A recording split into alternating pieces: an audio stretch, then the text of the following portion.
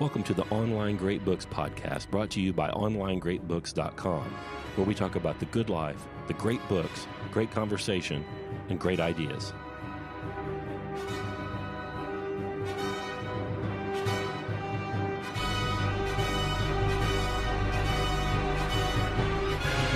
Hello, dear listener, and welcome back to the Online Great Books podcast. Today we have the concluding hour in Scott and Carl's discussion, loosely based on Francis Bethel's biography of John Senior. It is called John Senior and the Restoration of Realism. Do you know I'm the very first person in the world that gets to hear one of these podcast episodes?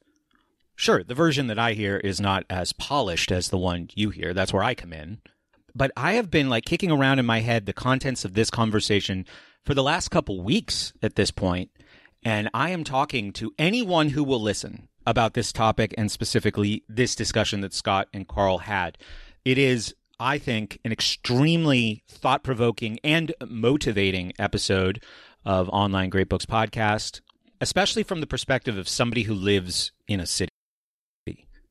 Now, I live on the outskirts of a city. I live in that area between city and suburbia, along what I believe to be a very reliable escape route, when that day comes. But the problems that Scott and Carl explore in this episode, man, I see them day in and day out as I go around the city, as I travel from neighborhood to neighborhood, when I go into a coffee shop, God forbid. And I really wish, as I drive through some of the most frustrating neighborhoods in this city, like the ones around the colleges, that I just had a PA system installed on the roof of my car, and I could just do laps playing this episode. If you listen and have a similar desire, at least join the mailing list. Please go to onlinegreatbooks.com and sign up. And we'll be back with more episodes before you know it. How about that? That's fake enough. Okay, thank you for listening. Thanks for your time and attention. And here we go with the conclusion of Scott and Carl's discussion of the ideas of John Senior. These different notions of what the good is are falling apart everywhere. John Senior saw it in 68.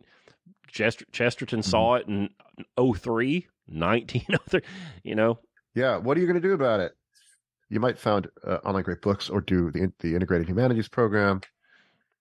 But gosh, it's a hard battle. I don't know that the restoration of realism, I don't see any human hope of it succeeding. But what does success look like? Having an intact realist-based culture. Well, billions must die. Is that Evola? I think it's Penty Linkola. Oh, okay. We need to read Linkola. We're almost done with this house building project, and I've had all these tradespeople out here. A lot of Mennonites, and then the ones that aren't Mennonites, they're still tradespeople, and they live firmly rooted in reality, Carl.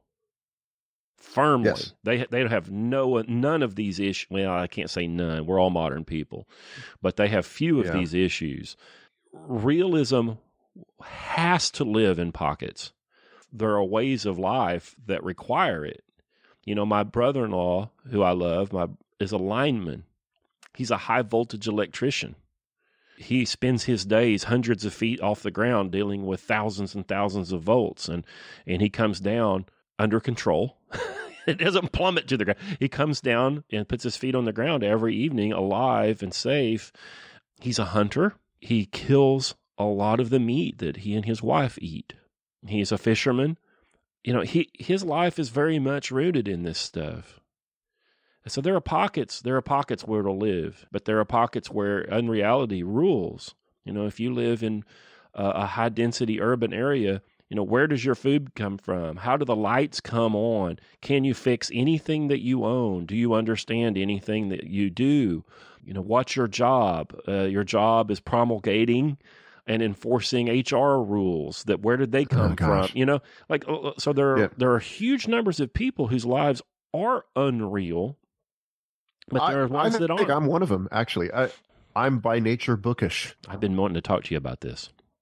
Yeah, I know. I mean, I'm happy to sit and read all day, and build intellectual castles. And You need sun and steel. when Mishima talks about himself in that book, it hit a nerve. You know, you can be the sort of person that's always in books, and but then you have reality impinge. Like I had to install a water softener the other day. My women folk were insisting on it because the hardness of the water was not conducive. I called a plumber and had him give an estimate, and it was $800 to install it. I mean, not including the softener thing. That's a lot. Yeah. I bet I can do this. So I got it, and I did, and I set it up, and it turned out I had a leak. I had to squeeze back there, and I hadn't shoved the shark bite connector on properly. And so now it doesn't leak. And now it works, and the water's good. How long did it take? 3 hours once I got it there. Oh, man. Maybe less. 3 hours? Let's give it 4. That's $200 an hour. Good for you, man.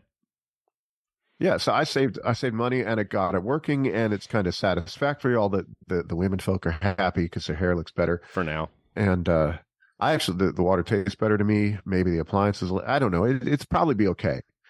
Sure. But there's a satisfaction. I went in the real world.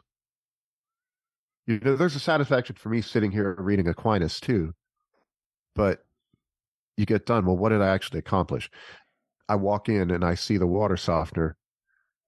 You know, that's an accomplishment. We just ordered chickens, our country estate. It's not a homestead. It might be a homestead, but right now it's a country estate. But we're getting chickens. What'd you get? And Rhode Island Reds. Yeah. And then 10 others of assorted. Oh, yeah. I told her, I want eggs. That's the primary thing. It'd be nice if they were cool to look at and entertaining. But other than get whatever you want, and I'll pay for it. Yeah, that's the so we'll get those. The barred rock. I love to look at a barred rock. Yeah, those will be coming the Wednesday after Easter, and hopefully we'll keep them alive. But, that'll be real every day because you have to get up and feed your chickens. And you have to get them water. And if you skip that day, if you forget, you have a real problem of really dead chickens. Yeah, and you have to watch them. I won't talk about your chickens. I'll talk about my cows. You were talking about intellectual stimulation. And I love my Aristotle and my Aquinas. I do. Mm-hmm. But I've been doing this rotational grazing of these cattle. Now, you could just move them around and not really think about it. You could just make a few decisions and just move them. But I'm trying to learn the art and the trade as I go, and I'm trying to improve my property, and I'm working hard on it. There is so much going on, Carl. It's unbelievable. It is the most challenging thing I've ever done in my life, intellectually. There's the spatial. There's, actually attending to the animal, judging the animal's condition. I'm not going to run them across a scale or check their cholesterol, every day or every week. So you're judging their condition visually. I'm judging the condition of the forage on the ground as I go, etc. It is so complex. I can't even. It's astounding. It's astounding how complex it is, and I'm so bad at it. Yeah, well, just go back to the example of Online Great Books.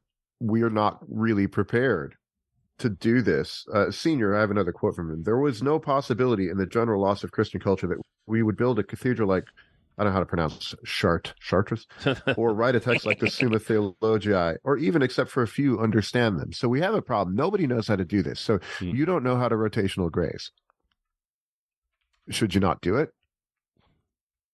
We're not prepared to read Thomas Aquinas or, gosh, I'm reading Boethius right now. We're not prepared to read these things. Well, you are human. You can figure it out, but you have to start and be content with being bad at it. Right. I mean, maybe not content, but you have to be okay with being bad at it and just start. And at some point, presuming you live long enough, at some point you'll be an experienced grazier, and a lot of this thinking will have become habitual. As Thomas Aquinas would say, you'll become connatural with your pasture, and you'll just have a feeling. I think I'm going to move them over there, and I'll be visiting, and maybe my chickens will have succeeded, and I'll say, well, why'd you do that? And then you'll have to stop and think, why did I do that? And then perhaps you can bring it out and say, well, I did it because of this, this, and this. Well, you didn't know that's why you did it until you stopped and thought about it, because you will have gotten so good at it that it'll be internal. But you won't get to that state if you don't just start. Yep. At some point, I go back to Shakespeare. I'm going to dig into again pretty soon. At some point, you could just read the sonnets and enjoy them. Then you don't have to do the high school English class thing. At some point, you become accustomed to the mode of thinking, the mode of presentation, and it gets easier and better. I hope so, at least. I'm still working on it. Dude. The grazing thing, it's astoundingly complex. There's stuff at stake that bears on the problems. I don't even know what it is. Mm-hmm. I'm missing way more than I'm catching. Yeah. It's unbelievable. Just the logistics of unrolling and rolling up the polycord is a very complex spatial problem. And if you don't think it is, you just haven't done it. Like you can unroll it and then roll it up every day, but you want to control the animal at all times. You don't want to like roll up all the paddocks and now they're just wandering around. And then you want to do it in a reasonable amount of time. So you don't want to move things unnecessarily. The reel is on one end of the cable. The other end's the loose end. The best way to unroll it is probably the worst way to roll it back up. So just laying out your paddocks so that you can lay out the next set in a week or 2 weeks or whatever, just that problem alone needs a sand table exercise. If somebody doesn't get it, that's just because I haven't done it. It's ridiculous how complex it is. Right. And so if you too, dear listener, are bookish or even cell phone-ish, and you find yourself in the company of people who actually work for a living with their hands, you should be humble because they are solving practical intellectual problems every day that have consequences. Maybe they can't sketch out a syllogism, but you can't do what they can do. Maybe you could do what they could do, but you're at such a stage. It's going to take a little while. Yeah, I had a student once. I've lost touch with him, but he'd post on Instagram a picture of the bug that he found in his apartment and say, now I have to move. Right. What do? I was like, aren't you embarrassed to be the sort of person that wants to move because there's a spider in your bathtub? Solve the problem. Be a human, solve the problem. And so I want to go back. One of the things that John Sr. did when he was a kid, did he hitchhike? I don't know. He made his way out to North Dakota. He ran away from home. And I think he did that for 4 years, but planned afterwards, after he finally called his parents and said where he was. But he says something about drinking coffee with cowboys was perfect. Would the cowboys have gone through the Integrated Humanities program? No. Probably not, but they probably needed it less. But there's a version of that the cowboys can do. They have a poet. There's a cowboy poetry tradition. They've got their songs. They've got their thing, and they need to take their art, which is animal husbandry, grazing, animal handling skills, riding, rope, and they need to take it as far as they can take it, and they need to do all their vernaculars too. They need to know the night herding song. and they need to do all of it and do the shit out of it. But trying to cram them into Online Great Books or Integrated Humanities thing, if they don't want to do it, it's just not going to work. And we've got a lot of interesting people that do interesting things at Online Great Books, but we didn't kidnap anyone. We didn't kidnap any pipe fitters and make them do it. We do have pipe fitters. Yeah. But they were bent that way. They wanted to do it. Yeah, I think that's one of the best things about our program is that it's not academic. It doesn't have the perception of being academic. So gross. I'm a big fan of that. Yeah, so they ran this program for 10 years. It was a great success, and so was therefore killed, which is the frustrating thing.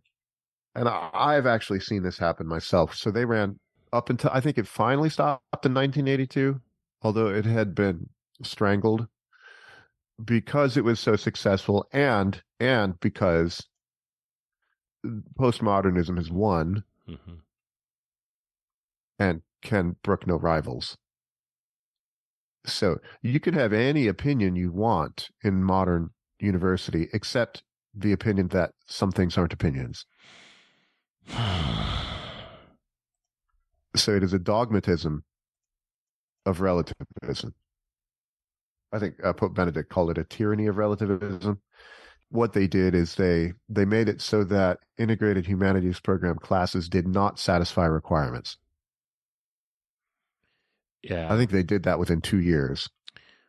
Let me tell you, I taught a Latin class once, and I had to beg to get students because I wanted to teach Latin, and some of the students, they needed it done, but the language department at the school where I was, which I will not name, did not count Latin as a language credit. Because it's not a modern language. It's not a real language. It's only the language of Augustine and Aquinas and Cicero, but it's not a real language. So to get students to take it, they had to go above and beyond and take a class that really had no point in their major. Because they wanted to kill Latin at this Catholic school. They didn't want anybody learning Latin. That was my first encounter with this. So I was reading how they killed the program, thinking, yep, I've been there. What their program turned into, we used to have, which was 4 humanities classes that were pretty much classically based. They shrunk it down, they took it away and made it more global, which meant worse. Because it was too good. You can't have good things. Good things will get ruined because anti-realism can't abide the real. Or anybody who thinks that there is such a thing. Does that make sense? It's like if you think that morality, for example, is entirely up to personal choice. So whatever you want to do is actually right. And then there's a monk down the street who's living in a hermitage and praying all day and attempting to be the best monk he can be. That monk is offensive to you. Maybe he doesn't even talk to you, but his very existence is offensive to you because he's staking his whole life on there being a hierarchy of being, and you're staking yours on there not being a hierarchy. And if he's right, you're wrong. It's worse than that. He and the program was accused of proselytizing. Yeah. And a big, stupid inquisition was launched to determine if this was the case or not. After this inquisition, it was determined that they weren't proselytizing students. They were found to be on the up and up. But you know what? They shut it down anyway. Yeah. If you teach in this way, that there is truth that can be discerned, you know what's going to happen is that some of the people you teach this to are going to take things seriously, and that includes religion. And so you will have people, I saw this myself, you will have people undergo conversions, and it's not because you converted them, it's because you talked as if things really mattered, and maybe they thought you were right. Things do really matter. I guess I really matter. I need to figure out my life, which is another reason why you can't have programs like this.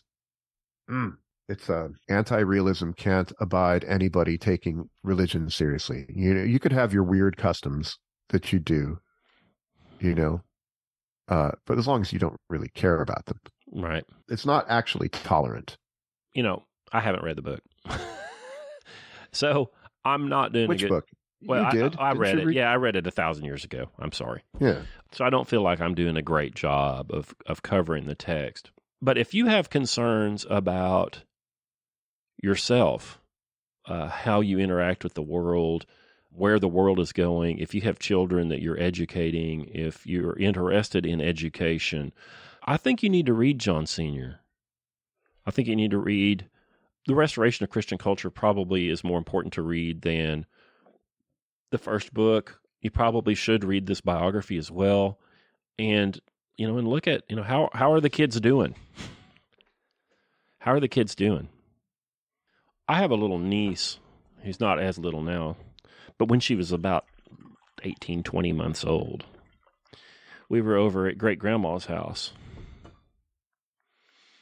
and there was a picture in a frame on the end table by the couch, and the little girl picked up the picture, and she was sitting on the couch, and she set it in her lap and was looking at the picture, and she took two fingers and made that zoom in motion on the glass on that picture like you would on an iPad to zoom in. Yeah. And I thought, oh no. Yeah. Now, the Amish would say, well, you done screwed up with the picture because that's not the person. She's already confused as to what's happening because that picture is, in fact, not the person. The image is a problem, actually. Yep, and that's, Plato talks, it's in the Republic, Socrates talks about the arts as being, what is it, a third removed from reality? Mm-hmm.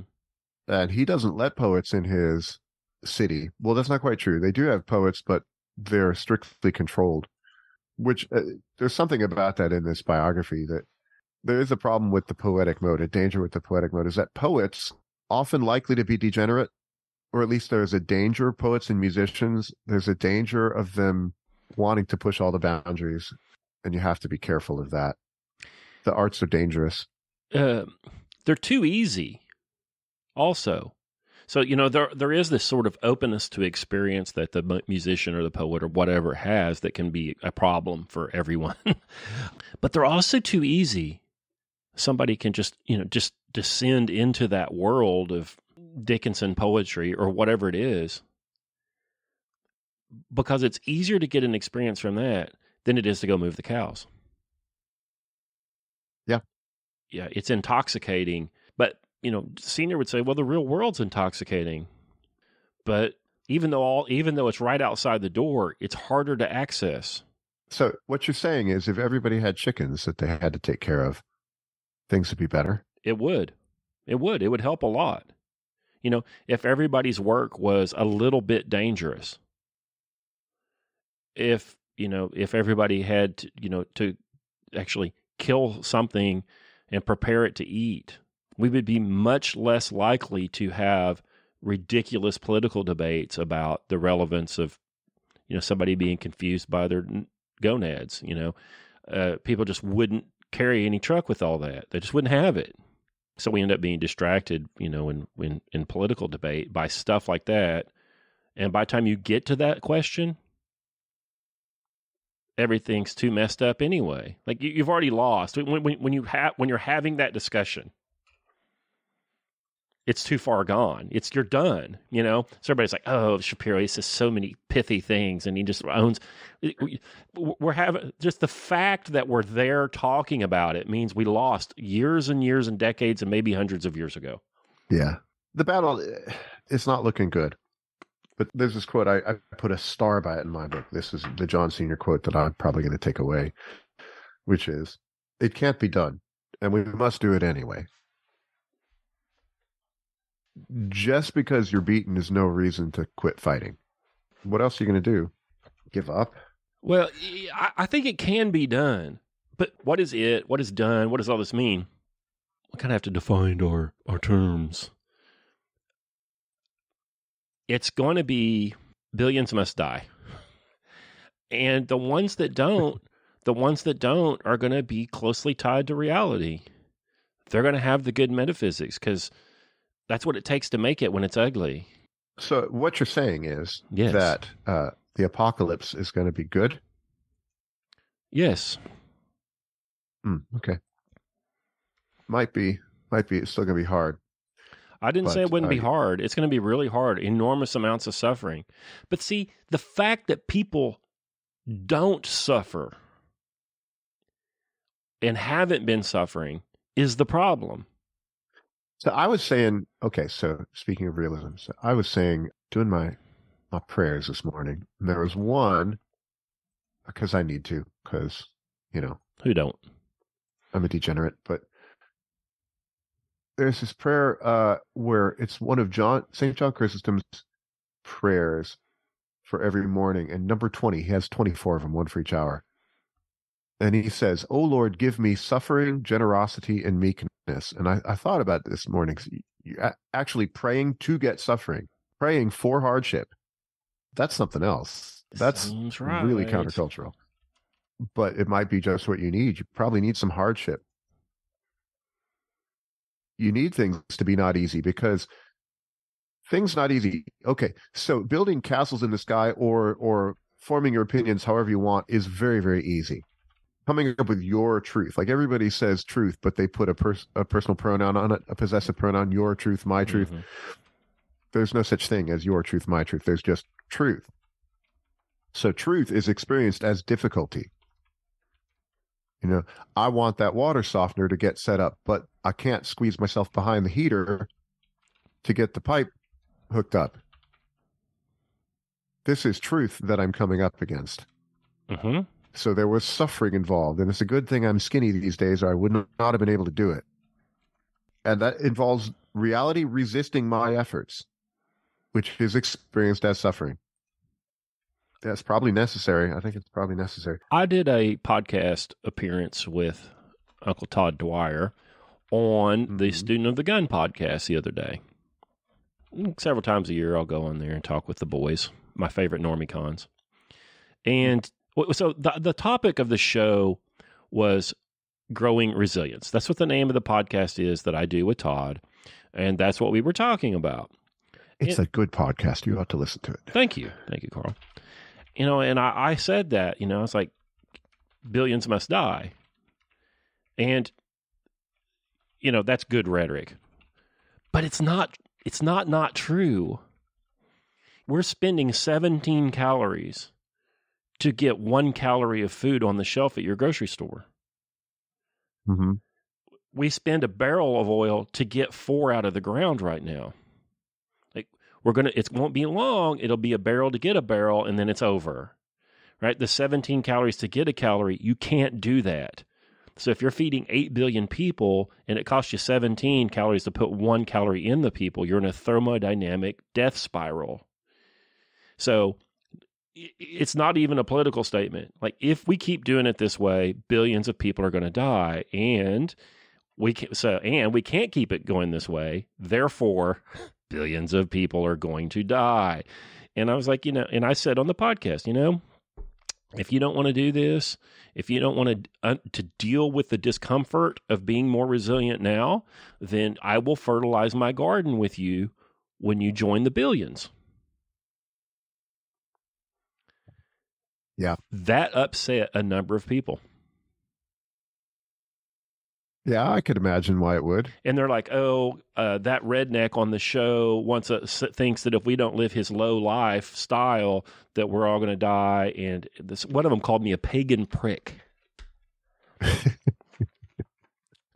which is fine, but it's alliterative. It is. That's good. I'm a lot of things, but that ain't what I am. But I was reading one of these guys in particular that pushed back on that, and I was like, "Oh, this is what Fertilizer would say." He said that he didn't want to live the low lifestyle. That's what he called it.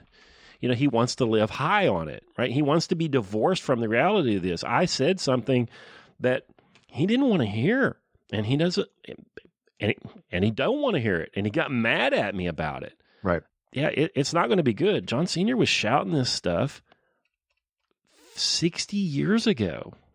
Yeah, well, it presumes, the cheap energy and the postmodern project might be connected. Oh, yes, it is connected. I'm convinced of it. And if energy ceases to be cheap, as you say, lots of people are going to have a lot of problems. But there might be a recovery of realism. The modes of farming, they did in Tudor England are much less energy intensive. It's much more efficient. actually. Calories that you get per calories expended, it'd be much better if you were just walking out, flinging your peas out into the field than running petroleum fueled machines. Well, but what if they figure out fusion? Well, they're not going to. They apparently got more energy out than they put in last month. So my worry is, I mentioned this to the seminar last night. My worry, after we were done, my worry is they figure out fusion, and they figure out that they have unlimited energy, and now you have a personal attack drone that follows you around to make sure that you comply with social norms. Mm-hmm. If they had enough energy to do it, would they do it? Mm-hmm. Yeah, of course they would. Yeah. It's for the good. But see, here's the thing, though. Nuclear energy, you can't have it with affirmative action. No, that's what you have AI for, Scott. Well, AI won't work. It'll be administered by ChatGPT. Right. Yeah, it's not going to work. It's not. Guys, they've been talking about this shit and getting your hover car for 70 years now. Did you ever hear this theory that the Jetsons and the Flintstones are actually in the same universe? No, but I like this. And so the Jetsons live up in the sky, in their sky cities. So they're the elite. Mm. And Fred Flintstone lives down on the ground where he's got to pedal his car with his feet. He's a Morlock. He's the Morlock. I think that's probably true. It takes a long time for them to deal with John Sr.'s life. Bethel is much more interested in his ideas and his life, but they shut down his program, and I've been there, but in a smaller scale, and it's just heartbreaking. The college I was at, the two defenders, there were two guys that were kind of defenders of the classical education. Well, they both died, and it's over. You end up losing. Mm-hmm. But that doesn't mean you don't try, I think. But so he had a heart attack and retired. I liked his thoughts on retirement. He was actually kind of pleased. He says, "I'll have more time to pray and read." And I thought, that sounds delightful. Yeah, I think he lived on to 1998, something like that. Went peacefully. Has devoted students, devoted people. I'm reluctant to tell you to do this, dear listener, because if too many people know about it, it'll come to the attention of the powers that be, and that'd be bad. But, okay, so don't tell anybody. If you are driving through Oklahoma, and why would you? It's full, you shouldn't. But if you were, maybe you're driving through Arkansas, you can turn right. You can make your way out to Clear Creek Abbey, which is the concrete fruit of the failed project that they did at the University of Kansas. So, yeah, they failed, but then you drive down that long driveway and you see these buildings that have been made to last 1,000 years, and you see the beautiful liturgy, and buy some of the Gouda, the cheese is really good. Was it a failure? Culture-wide, it's a failure. In the academia, it's a failure, but now there's this wonderful place that wouldn't have been there but for the failed project. Sometimes you throw the seeds out and you think they're dead, and then 15 years later it pops up. I think we have a modern notion of what success looks like. I think you and I are colored. Maybe our view is colored by the American progressives, and the Civil War and the whole damn thing, where we think we have to turn the whole fucking machine around, and that's not true. It's not true. It's local. Can you do something for your people, which is, maybe the ones that you're descended from and the ones that are descended from you? Can you give them a better shot? Can you improve, the lenses that they see the world through? And that's it. That's success. That's success. And the long march through the institutions is done. And, I saw that and I believed it. So I started Online Great Books. I didn't try to have a coup anywhere. Mm-hmm. I didn't try to reform anything at all. And I just started my own little thing warts and all, whatever it is. Our numbers are about 5 or 10% of what they ought to be. I mean, really, if you look at how many members we have and how many people could potentially do it and would benefit from it, it's very, very small. But, whatever. Whatever.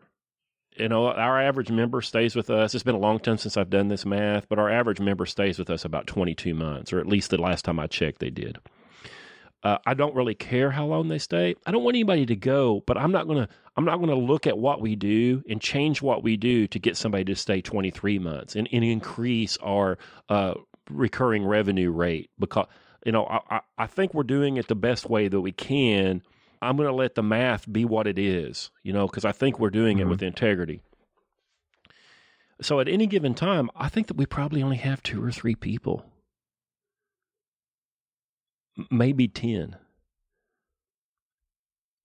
whose worldview has been changed and who address ideas on a different footing as a result of having done our program. I think it's likely higher than that. I think it's... You're always nicer. Yeah, well, that's my job. But don't you know I have a fundamentally cheerful disposition? I can see that. I'm always the pessimist in the room, except when we do podcasts. Right. And then I'm the optimist. I'm actually very optimistic, but I'm not optimistic about things that most people care about. I couldn't act the way I act if I wasn't optimistic. Yeah, well, buying cattle is an act of optimism. Holy shit. Man. Yeah. I'm nervous about chickens, and chickens are pretty cheap. So chickens are pretty cheap, but I'll tell you what, man, they're pretty delicate and they're pretty stupid. They're hard. You'll be fine. I'm not trying to, get you spooked or anything. I know. We got to learn. It's real husbandry, bees. Yeah. That's a real husbandry. Yeah, well, I haven't done it before. So, yeah. I've kept cats alive. There you go. Kept at least 5 of your kids alive. Well, there were more. But... No, I'm just joking. The idea about success, what can you do? How do we win? We have to redefine winning. Because the old game is lost. The old game is lost. We're not going to retake the institutions. We're not going to, vote harder. Like the old game, whatever. The old game is lost. It's just a fact. So what do you do? What do you do? You have to play a game that is not on their radar, or that is at a scale that they can't treat of. Yep. 4G warfare here. Yeah. You have to fight on different terms. They're always going to put the battlefield where they can win. So don't be stupid like the Daily Wire and, continue to fight the fight that was set up for you to lose. I think that's right. Would John Sr. have been better off or better served, or would he have done better if he hadn't done it inside the University of Kansas and he had done something different? I think so. Well, that's tough. If he's the sort of person that could manage it, what other people have done is they have just started their own schools. Mm-hmm. It's instructive that a secular university can abide everything except realist philosophy. Mm-hmm. Would he have affected the thousands that he did that were at that school? So, what is success? You might have had a going concern with 30 students for a while. I think for the time and the place, that was probably their best shot. Nowadays, if you're some sort of a college adjunct professor, or even tenured at wherever, you're not going to get anything like this going.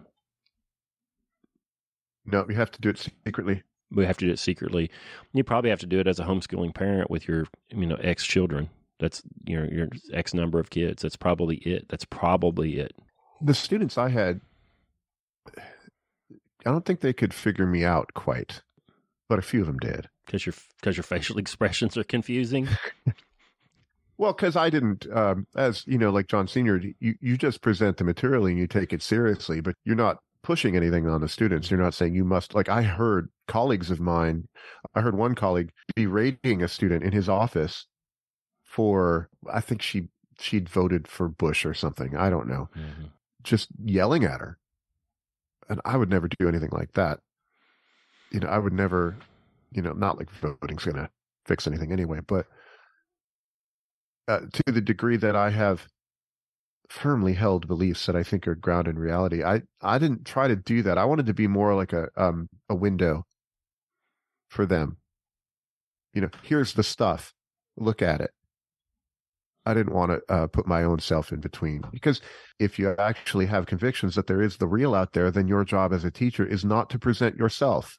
It's to help the students see what's real. My job is different than your job. Yeah. I did orientation again for our newest members. I did that on Wednesday night. I do it once a month. I tell them I have to protect the program. Yes. And I tell them that they have to believe that there's such a thing as a capital T truth. We don't have to agree on it, on what that is, and we don't have to pretend like we know even, but we have to be in search of it and agree that it exists. We'll be opening enrollment again on February 27th, by the way. So get on in there. And then I tell them that they also have to believe, and I learned this from you. I knew this was true, but I didn't know how to say it. I learned this from you, that we have to believe that the truth is accessible to all people of goodwill and rationality. And if you believe there's such a thing as truth, and that any person of goodwill and rationality has a shot at getting their grabbers on it, if you believe that, those two things, then there is no room whatever for any sort of identitarian stuff or critical race theory or whatever. You know, because the critical race theory says, you know, who you are and where you come from dictates what you can know about the world. You know, you're a male, right, Carl. You can't speak to a female's experience or something like this, right? So if you join Online Great Books and I give you that talk and you don't agree with me, it's fine. But, you know, let me know and I'll give you your money back. You can keep the books and we'll go our separate ways. Because you can't do seminar with those people. If there's somebody that doesn't believe there's a capital T truth and you ask them a question, it's questions all the way down. They'll never be able to give an answer. Yep. And if you don't believe that the truth is accessible to people of rationality and your seminar partner says something and they're not the right color or sex, you disregard what they said. We can't have that. And the whole world and the whole internet exists for that kind of bullshit. And Online Great Books does not. And so it's my job. You know, you present the material and you show them, you point. Your job is pointing.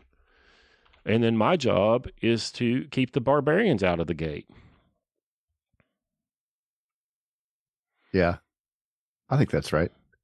Yes, do go sign up. Where do they go? They go to onlinegreatbooks.com/podcast. That'll do it. Or do they? And you can sign up. You can get on the mailing list. We send you stuff, not too much. And then when enrollment opens, you can join us. And yeah, I think it's very fun. The people that go through it, it does change lives for the better, I think. So go do it. Seems right. John Senior. This is an interesting book. I don't know that everybody needs to read it, but you ought to know about, well, you at least ought to think about realism. You probably might want to read Restoration of Realism. Or what is it? Restoration of Christian Culture? Yeah. Yeah. Again, secular people, he's not going to hit you on the head with the Bible or a religious lesson. Underpinning that book, I'll say it again, is the idea that Aristotelian and Thomist metaphysics formed the West. I believe that's true. Without Aristotle, your bridge would fall down. Yep. Those two guys taught us that we can use our senses and our rationality to understand the world around us and draw conclusions and build bridges and stuff that work. And we're getting away from that. And that book is about how do you get back to it. And he's going to give all kinds of small examples about how we've gotten away from that and then how we can get back. And everything is relevant. You know, if when you were a little kid, you didn't climb a tree and fall out of a tree, there is a lesson that you did not learn. You know, if you play a lot of video games and don't play outside a lot, you will have a less accurate understanding of real physics than the kid who caught a lot of balls and fell out of a lot of trees and built a playhouse with bent nails and old lumber. Yeah. And on and on and on. Yeah. Yep. We sold out 3 years ago. Carl, January 28th, we've lived in this building here that's cold and hot for 2 years. My daughters are 18 and 20, and we sold out of that house 3 years ago. They were 15 and 17. And I read that book, and the wife read the book, and we thought, we need to give these kids a dose of this. And I read the book, and I thought, I need a dose of it too. And we went from living in 3,100 square feet of, mid-century modern house in the saltwater pool over by the country club to living in 1,100 square feet without any heat. And I was talking to the 20-year-old the other day and asked her what she thought of the whole thing, the whole project. And she said it's the best thing we've ever done. I asked the 18-year-old what she thought, and she said it was all very good except for sharing the bathroom with her sister. They have different, understandable. They have different notions of housekeeping and schedules and things. So, we live closer to the seasons. That will put you in touch with reality in a way that's just not accessible. When you run from the air conditioning to the car and then from the car across the parking lot back into the building. Now, somebody's listening to this saying, well, you know what? Where I live, I don't need to know about the seasons. I live in Southern California. I live in Santa Barbara. It's always 76 degrees and sunny and breezy. That's the fucking problem. See, that's the problem. Oh, I run from my apartment building to the subway. I take the subway, and then I run from the subway exit into the office building. I'm only out in it 12 minutes a day. That's what we're talking about. Yeah, we'll just ask them, where's your water come from? Where's your water come from? Where does your food come from? Like, just because you don't experience the weather, does it not exist? Yeah, so the kids have lived closer to that. But you know what else, though, is we have modeled for them what it's like to start over. Or no, wait a minute. We're starting over. We're modeling for them what it's like to start. They're young people who don't have anything but what we've got given them. Actually, that's not true. They're young adults now. They're starting to get their own things and make their own way. But when we moved out, they only had that which we had provided, and we have modeled for them how to start. So it's not as scary. If you're 20 years old and you're supposed to leave the home and your mom and dad live in an expensive, slick house in the super nice neighborhood, and you're 20 and you're supposed to go out and make your way, and you can't even sniff that for 25 or 30 years, or maybe in the post-2020 world, never, with, deep double-digit inflation for years on end, they may never sniff that. It's a lot easier if your parents show you, like, here's what, we're going to start over. We don't have any, we're going to start over. Yeah. Because that's the reality of their situation. But where we were living was not the reality of their situation. Yeah. They weren't going to be able to live there themselves. No. Now, never mind the fact that I don't think that anybody will be able to live there in about 5 or 6 years. There'll be tumbleweeds blowing down Birmingham Place. Maybe. Possibly. We'll see. Possibly. We'll see. So this is fun. We got to do it again. Sure. You want to cover easy plant propagation? Or these are all the books you're currently reading? Right. Or small plant propagation for profit? I told you World Made by Hand. I sure enjoyed that. I think you would enjoy it. It's very interesting. You tell me, I'll read it. It's fun and it's interesting. James Howard Kunstler. We could read that. I have read it. so I could go into it. I've read it recently, so I'll be able to hew to the text more than I have on this one. I'm going to read this, The Cultural Cold War. That one's on my stack. When that one comes in, I'm going to read it. When I heard that Hannah Arendt took a CIA check, I was like, I fucking knew it. I knew it. So I've got to go read about that. Here's another one that I brought in, that I've gotten in. Churchill, Hitler, and the Unnecessary War, How Britain Lost Its Empire, by one Patrick Buchanan. Yep. I'm going to be reading that, so that would be cool. But if you had something short, we could hit that. If you want to hit a chunk out of Thomas, well, I don't know, Carl. I'd like to do it more often, but man, I'm busier than a cat covering up. I know. You're out there with busy. your cows. I know. Yep. Somehow in the next month. Yeah. We'll do it again. Let's talk about Pat Buchanan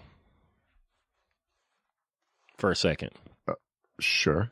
Patrick Buchanan on the 20th retired. He's written columns and blog posts, since the 60s. And on January 20th, he laid down his pen. When I was a younger person, I would watch the McLaughlin Group, and Pat Buchanan would be on there, and he'd run for president. And I kind of had problems with Buchanan, and I can't really tell you what they were. Maybe they were stylistic, or maybe my problem with him was that he couldn't win, But over the years, I've thought about him more and more, and I've read him faithfully now for many years, his weekly columns. I'm not aware of anything that he was wrong about. And nobody argues with him any longer on a basis of fact. They don't. They don't even do it. They don't do it. And the things that he used, well, he's never changed. The things he said in speeches that he wrote for Nixon, and the speeches that he helped write for Reagan, and the stuff that he would say on the campaign trail, he's never changed. He's been consistent his whole life.